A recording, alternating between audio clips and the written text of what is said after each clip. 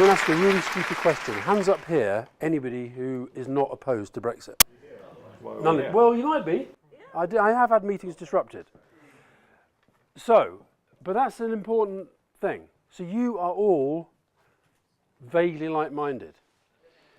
Yeah. You are all, when you have the many, many conversations that we're all having every day at the moment, spending most of your time probably preaching to the converted, okay? And you're probably, in doing so, making yourself feel even more exasperated, even more right in your own mind, and alarmed that people can't see as clearly as you do what needs to be done. And yet, day by day, to quote Monsieur Barnier, the clock is ticking. And actually the time is going pretty damn quickly. So I suppose if there's one thing I want to try and communicate today, it's that in a campaign, and we have to understand this is a campaign, just as the campaign to get us out was a campaign. In a campaign, you have to have clarity, you have to have organisation, and you have to have relentlessness. And instead of us all spending our whole time talking to each other and telling each other how right we are to believe the things that we believe, there's a real job to be done, which is not being done well. And I take responsibility of this as much as anybody else. But the fact is, if you just segment, try to think about how you segment public opinion on this debate, okay? It's complicated. You've got over here, let's say this is not a left-right thing, but let's just say this is Remain and here's Leave, okay? Over here, and we would be in this group, you've got kind of what I would say heartbroken, in denial Remainers, okay? That's us, right? We are very pissed off, very angry, and think this is the most catastrophic thing that has happened to this country in our lifetime, okay? That's over here, right. Yeah, you see, we all agree. You've got within that, by the way, you come over here a bit, you've got quite a lot of people in that group who are basically saying, well, yeah, I did vote Remain, and I do feel strongly it's the wrong thing, but this is democracy, and we had a referendum, we had the vote, and we've just got to get on and make the best of it. Okay, there's a lot of those people there. And then you've got, as you move over to the Leave side of the ledger, you've got people who are starting to have doubts, not in a great flood of people, and I think we have to be honest about that. I travel the country the whole time, mainly following my football team, which comes from a very Leave constituency, Burnley, and those people are not necessarily saying, I was wrong, because people generally don't like to say, I was wrong, but they're starting to get a little bit worried, okay? And then over here, you've got people who feel as strongly that they were right to vote Leave as we over here feel that we were right to vote Remain. Now, in terms of what we're trying to achieve, who matters in that debate? Those people. And what sorts of arguments are those people going to respond to, relate to, and possibly have their opinion changed by? And bear in mind, you don't have to change that many opinions. Some have changed already. I honestly do think, I could be completely wrong about this, but I do think, given what we know now, and given that things are so clearly not going according to plan, and given that this thing, day after day, despite the media actually being broadly still pro-Leave, with the kind of mainstream Brexit lie machine of the Mail, the Sun, the Express, the Telegraph, absolutely rampantly so, influencing the BBC hugely.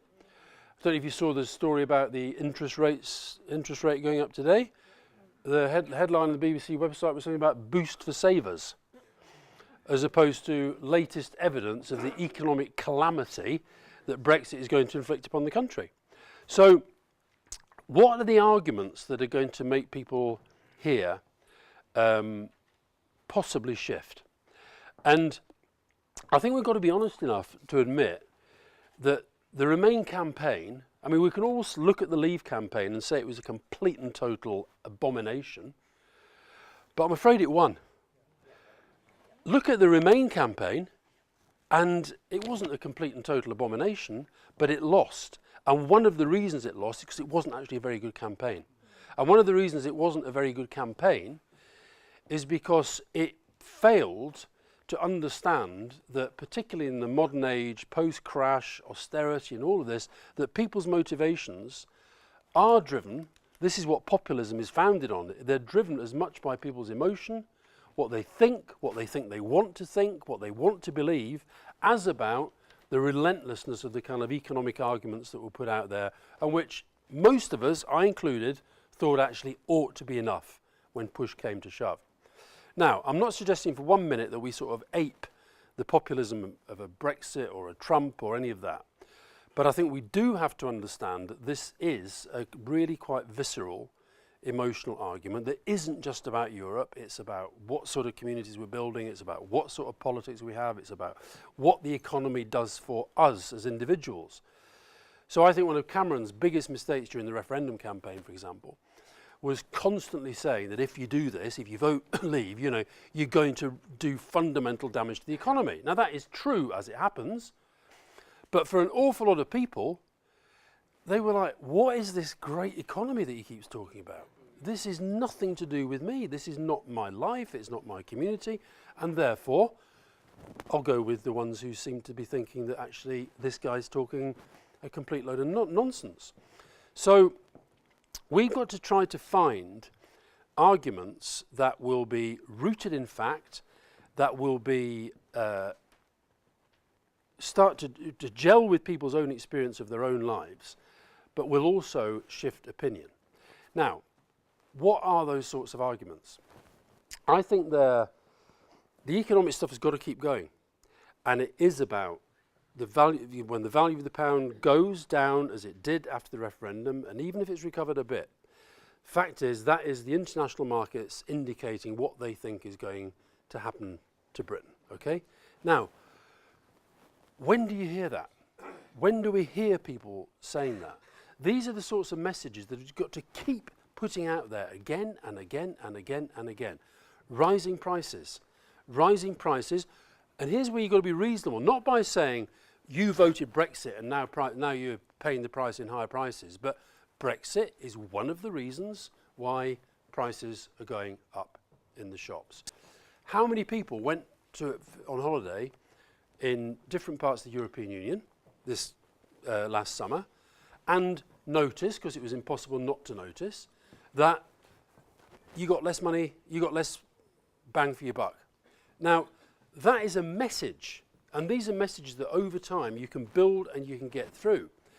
And I think because we, in our minds, are still trapped over here in the kind of heartbroken, this is a disaster, Remainer, Remona, Remainiac, call it what you will, mindset. I'm all of those things, by the way. We're so trapped over there that we haven't, I don't think, yet moved into this place where you can and where we must start to have reasonable arguments with reasonable people.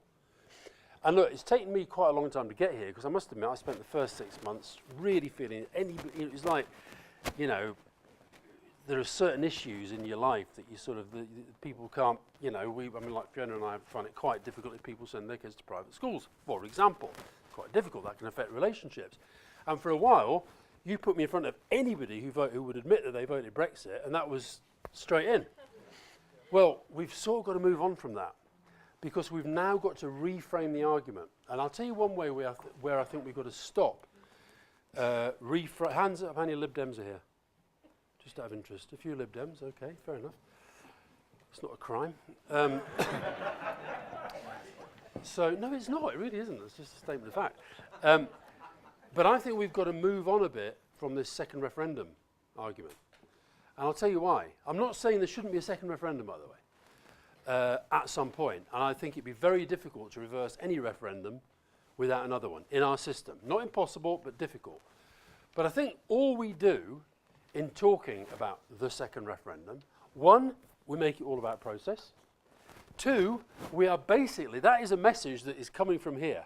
we really didn't like the result of the first one.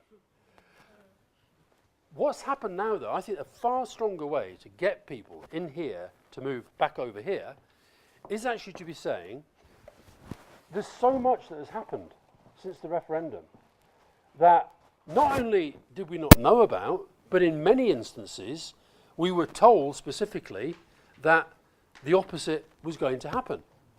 That's why I started with the story about the guy outside. Is he okay, by the way? No. That's why I started with the story about the guy outside, because we've got to understand that what is happening to Britain, what's happening to our government, is that we're losing all sense of reason and logic about a decision. And if you notice how the Brexiteers, they no longer... When was the last time you heard one of them stand up and say, this is the best thing that's happened to Britain in a generation? When was the last time you heard any of them saying, this is going to make you better off? When was it the last time that any of them said, this is going to make Britain stronger in the world? They don't say any of those things. But I'll tell you something I've noticed from a lot of the research that I've seen, of focus groups and all polling and all that sort of stuff. Don't ask me why, but the public, this bit, do not like it when you say to them, you lot fell for a pack of lies. Even though they know that's true. Even though they know that to be true. So actually, rather than saying necessarily, I think the 350 million in the bust, I'm sorry, I'm going to bang on about that one for the rest of my life. But beyond that, because I can give you a list of lies as long as your arm that they came out with. I mean, most of them have been forgotten because of the 350 million, right? But they talked about, I think they were getting rid of VAT on tampons at one point, because if we left the European Union. There was going to be lower council tax. I can't remember how they worked that one out. There was stacks of them. And you remember the trade deals that they're going to start to do on the 24th of June 2016? And now they're making a big thing today because they're saying they're going to be able to do the trade deals during the transition process. So they move from one set of lies there to another one now. Now, far better, to my mind, actually, to move on from saying you were lied to, more to say, well, look, it's really sad that because they actually said this was going to lead to more money for the National Health Service. But you know what? I was walking down the road the other day and I met this guy who clearly wasn't well, and I tried to get an ambulance for him. And they said if I was prepared to hang around with him for 2 hours, they might be able to get an ambulance there. That is happening because government cannot focus on the things that actually people want them to focus on, because the Brexit bandwidth is consuming every single thing that they do. Likewise with things like, if we go out and say, as we did during the campaign, there's going to be, and I do think the whole Project Fear thing backfired in a way. And again, I'm not sure that I would have predicted that at the time. I'll be honest, when I turned on the radio that night and it said that Barack Obama had warned that he thought Britain would go to the back of the trade deal queues if we left the European Union. I thought, oh yeah, great, that's good, like that. I'm not sure it helped. Now at the time I thought it did, so something strange has gone on. So how do you make the economic argument now? If we say the economy is going to go into meltdown, it's going to be the biggest economic calamity since the 30s, and the sort of language that was out there during the referendum, easy to come back with, well, sorry, you said all that and none of it's happened. Well, actually, lots of it has happened and lots of it is continuing to happen. But because it came from this kind of exaggerated sense, we're not finding the means to get the argument out there. Now, the one thing, this may be difficult for Open Britain. Is that okay? Yes. Yeah? Because and it's certainly difficult for the Labour Party. Is that okay? Less so?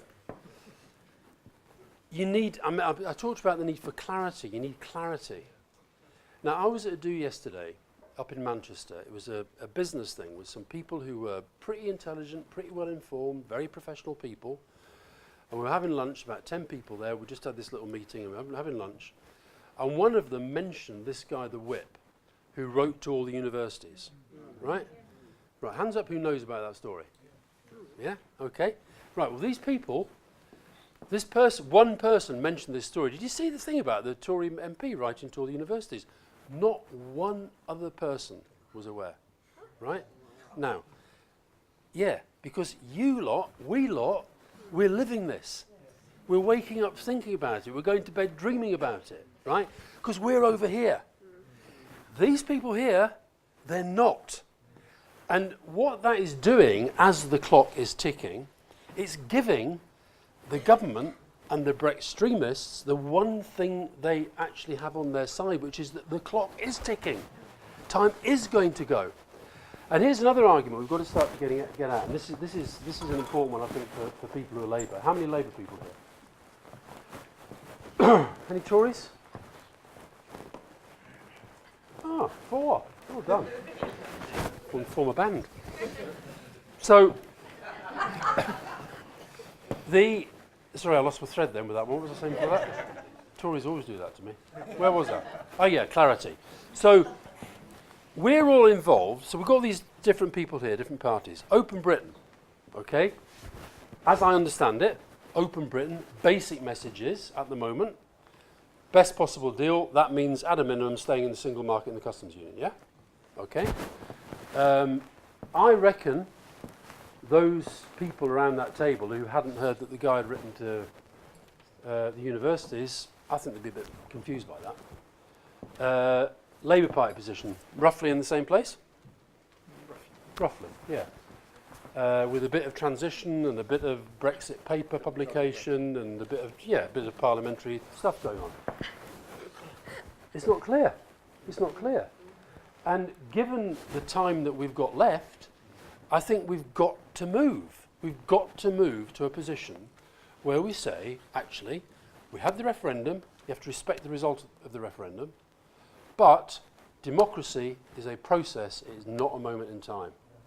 And we are convinced that it is the worst possible thing that could happen to this country if this now goes ahead. Now, how do you persuade these people that that is even legitimate? How do you persuade them, if you can persuade them it's legitimate, that they, having been over here, should come over here? And that is when you're into the arguments about the things that we didn't know. And that, I think, is where you take the argument as to what was said during the campaign. And instead of us using it, and I've been as guilty as this as anybody because I get so angry. I don't know if any of you saw me with Redwood on the television recently. And Peter Mandelson sent me a text beforehand. He said, try not to get too shouty. Right, well, I don't know if any of you saw it, but I failed to heed the instructions because, you know, when they're there talking this utter bilge, where he said, I don't know if you saw it, he said, there has been no negative economic impact and there will be no negative economic impact. Now, this is why this is really, really important, I think, for Labour people, because what's becoming clearer and clearer and clearer, as the clock ticks, as the evidence mounts that the choice is actually going to be between no deal or a very bad deal, fact, they, the real Brexit extremists, they actually worry that sensible, moderate Tories are going to say, sorry, we've got to move on this. They're not moving at all at the moment because there's no movement in Parliament that I can see. I bumped into Andrew Adonis the other day. And say what you like about Andrew Adonis, but he's pretty gutsy and he's pretty clever. And he said to me, he said, you know what's extraordinary?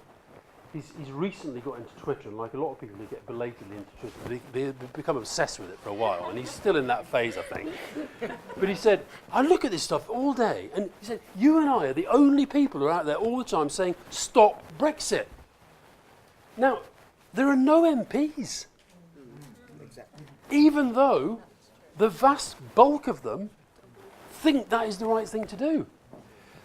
So what that says to me is that the MPs, are only going to move when they sense there is a genuine move of the public. They're not going to get that genuine move of the public from opinion polls because they tend to just reflect what the media is saying at any given time. That's why they're completely irrelevant. They're going to get that if they hear it again and again and again as they go about their business. And that's where I think we can do a much better job of starting to build the case and building networks and getting people out there who are saying and doing the things that need to shift MPs' opinions. So if you're an MP, and I know, look, Keir's our MP, and I like him, and I think he's a very, very good MP, and he's in a pretty difficult position because he's like, you know, he's the shadow Brexit guy, and he's got Jeremy Corbyn and John McDonnell, who are the kind of, you know, up at the top of the party, and you know, I mean, I'm sure they did vote Remain because they said so, but I don't think it was ever sort of, you know, I don't think it was a kind of act of faith. It wasn't a passionate thing. But what this Redwood exchange with me revealed is what I've kind of suspected the whole way along. That Brexit, and particularly Brexit if it's heading down the no-deal route, it is a project of the hard right, for the hard right, by the hard right. And being sold as a project for the people. Now, this is why I cannot, I mean, like, you know, look, nobody's ever going to be so terribly surprised to know that Jeremy Corbyn and I are in kind of different positions politically within the Labour Party, right? But he's the leader, and he's been elected twice, and you have to respect that. And he's also in a very, very powerful position in this debate now, right now. He's in a very, very powerful position. But within the Labour Party, we have to start making and winning the argument that I've just set out there. Why are we supporting something that is now being driven by this actual relative minority of hard right Tory MPs, by a kind of hedge fundy right-wing community as well, and most Tory MPs in their hearts know it's wrong. How do we unsettle that? And we don't do it by talking to each other. We've actually got to go out and we've got to unsettle them. So what other arguments can you use? I think one, funnily enough, Miriam Clegg, I interviewed her for GQ, and she said something I thought was absolutely brilliant. I've quoted it to somebody every day since. She said, name me a country in history, any time in history, democracy or dictatorship, that has built success by governing against the interests of young people. I thought it was a brilliant insight. Now that, to me, is the sort of message that you can build something around. I'm trying to persuade, I won't say that. I won't say that. But I think you know, here, again, look here, it's, you know, there's a few kind of youngish faces, yeah, there are. But we haven't, when I went up to Manchester to speak at the anti-Brexit march before the Tory party conference, we tried so hard to get the universities engaged, get the students out, and it was hard. It was hard because a lot of people are falling for this sort of fatalism, this sense that this thing has to happen. Now, why has that happened? It's happened because we had the vote, and there's no point rerunning the argument about it was only advisory. We're not going to win that. The will of the people thing just submerged everything, okay? Now, that doesn't mean you just go with that, but you have to find the right way to argue against it. And the right way to argue against it is the will of people can change. And what's more that people know and the more that people feel, the more that they will change opinion. And we've got to be finding individuals, real people. One of the things I find so difficult at the moment is actually to find people who voted Leave, who will come out publicly and say, I wish I hadn't. So how do you help people to do that? You have to stop thinking that because we think we're right in our arguments, that is automatically going to transmit itself to them. It won't. It'll actually put them off. So how many people get the New European? Not enough of you. Right? Buy 2 copies. What? Yeah. You get 2. Good man. I get 4. I've written a piece for the New European this week about, and I've actually done this. It was partly based on hearing somebody saying that very simple phrase, people do change their minds, you know. And I think it's that so I've done the sort of thing that I've been saying since the referendum. You lying bastards, right? Over to what happened to the £350 million then? Over to, for these people, it's not really going very well, is it? And all that stuff, all the things that are going wrong, that will start to paint a picture over time. Now, eventually this thing will only be stopped if it's stopped in Parliament. That's got to be the first step. People going about a second referendum, you won't get a second referendum unless Parliament votes for a second referendum. Politics at the moment, I'm going to give you a little show of hands thing now, because I do this at every single event I speak at, whatever it is. Right? I've got 4 questions for you, okay? Only one of them is specifically about Brexit, but they're all kind of vaguely related. First one's about Trump. Hands up if you are optimistic about Trump's presidency. Hands up if you're pessimistic. Right? Hands up if you're optimistic about Brexit. I'm going to get the same. Pessimistic about Brexit. Hands up if you think Theresa May will lead the Tory party into the next election. Hands up if you think Jeremy Corbyn will be the next Prime Minister after the next election. Now, it's pretty extraordinary, isn't it? And by the way, although I did a thing for a Jewish charity the other night, and I'm afraid it was the highest percentage pro-Trump I've had. But it was even that was only about 10, right? But that show of hands there is pretty common. It's pretty common. So we are in a bad way. If you've got a situation where there is virtually zero respect for the American president, pretty much anywhere in the world outside his own base, there is a lot of pessimism and angst about Brexit, there is not much regard for Theresa May, and there is not really that sense that there's an alternative waiting in the wings that is going to come along and deliver. That is a very, very dangerous, volatile political situation. But for those who are trying to make change, like us, it's an opportunity. And I think at the moment, what that show of hands reflects to me is much closer to the real state of public opinion than you get either from the Brexit extremist media saying it's all going well.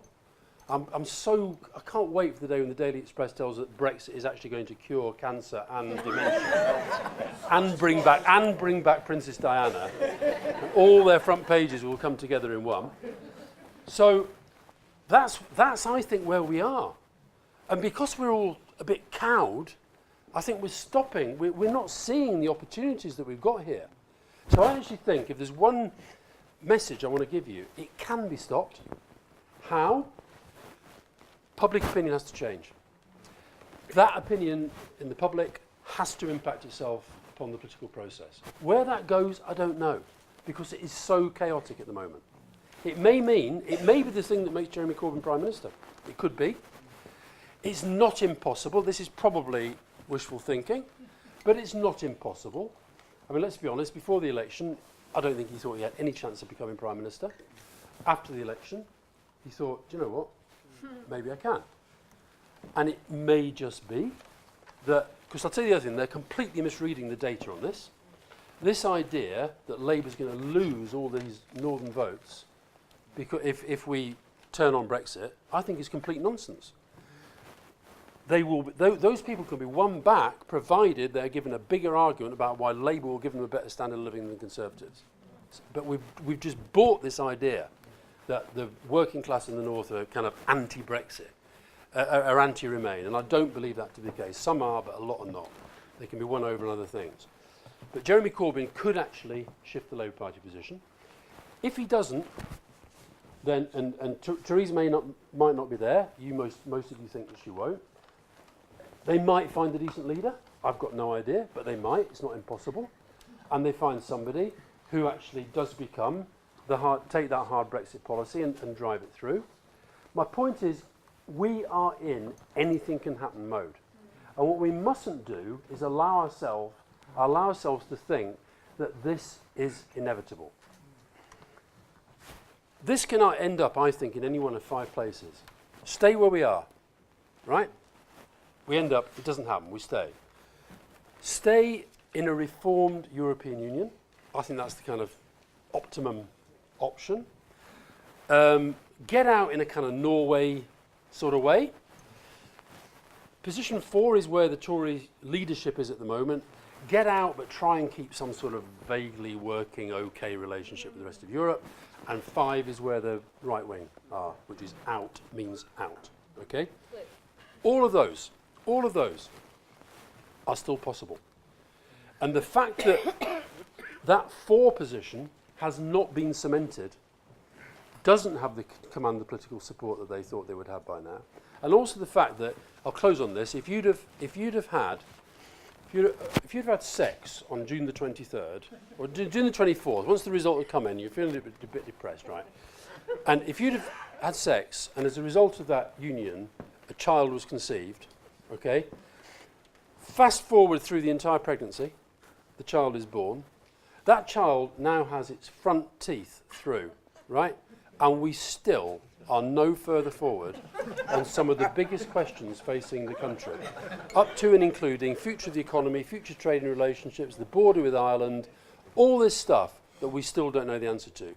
That says to me this is a government and a political process that literally doesn't know what it's doing, doesn't know how to do it. We have to keep the faith that it can be stopped and persuade others to have that faith that it can be stopped, and eventually trust the good reason of people, sometimes here in the middle of public opinion, to admit, do you know what, maybe I got it wrong, and maybe we need to take another look.